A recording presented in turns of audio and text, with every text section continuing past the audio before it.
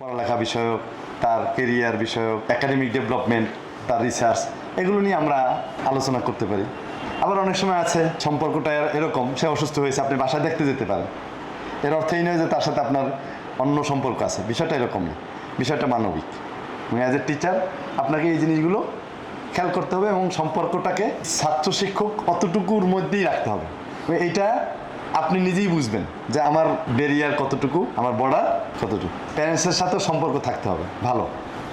যেমন অনেক স্টুডেন্ট আছে যে সে কম পারে অথবা উদাসীন অথবা তার মধ্যে অনেক সমস্যা আছে, এইগুলো যদি আমি সময় মতো ডিল না করি বা ট্রিটমেন্ট না করি অথবা তাকে না জানাই, তো প্যারেন্টস হয়তো মনে করবে যে আমার দায়িত্ব আমি দিয়েছি, যে সে তো একটা ভালো প্রতিষ্ঠানে আছে, কিন্তু আসলে তার যে প্রোগ্রেস হচ্ছে না, আপনার উপরে ভরসা করে আছে, আপনি যে তার মধ্যে ডিস্টার্বগুলো দিচ্ছেন শেয়ার না করার কারণে এই যে মিসকমিউনিকেশন হওয়ার পরে 1 বছর পর বললেন, সে তো তার কাছ থেকে পড়বে যে হ্যাঁ আল্লাহ, আপনি তো এগুলো আগে বলেন না কেন, আপনি আমার সাথে শেয়ার করলে এগুলো কি হতো, আমি উভয়ই সমাধান করতে পারতাম। এর জন্য প্যারেন্টসের সাথেও কোলাবোরেশন, তাদের সাথেও সম্পর্ক এবং যোগাযোগ থাকতে হবে। আপনার কলিগের সাথে সম্পর্ক থাকতে হবে বা সহযোগিতা থাকতে হবে। অনেক সময় আছে কলিগরা কী করে, গ্রুপিং করে। এই গ্রুপিং সবচেয়ে খারাপ জিনিস একটা প্রতিষ্ঠানের ধ্বংসের জন্য। দেখবেন যে মহিলা টিচার আছে, পুরুষ টিচার, তাহলে সব মহিলারা একটা গ্রুপ, সব পুরুষরা একটা গ্রুপ। আবার দেখবেন যে নোয়াখালী আছে, বরিশালে আছে, তাহলে বরিশালে এক গ্রুপ, নোয়াখালী এক গ্রুপ, চিটাগাঙ্গা এক গ্রুপ, বঙ্গা এক গ্রুপ। এই যে চিটাগাঙ্গা, বঙ্গা, নন বঙ্গা, এরপরে নোয়াখালী, বরিশাল্লা, সিলেটটা, ঢাকাইয়া, এই কোনো ভার্সেস চলবে না। এগুলোই কি একটা প্রতিষ্ঠান ধ্বংস করবে। এবং ছাত্রছাত্রী সে কোন এলাকার, কোন জাতের, এটা কি করা যাবে না, বাছ বিচার করা যাবে না।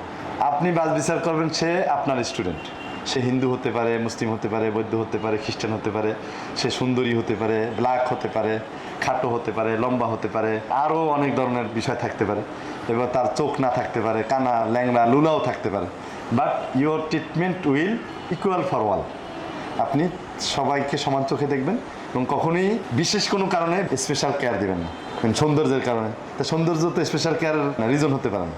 হ্যাঁ, স্পেশাল কেয়ার নিতে পারেন, সে যদি কি হয়, কম পারে, তাহলে তাকে স্পেশাল কেয়ার নিয়ে বেশি পারানো, এটা দরকার, এটা ঠিক আছে।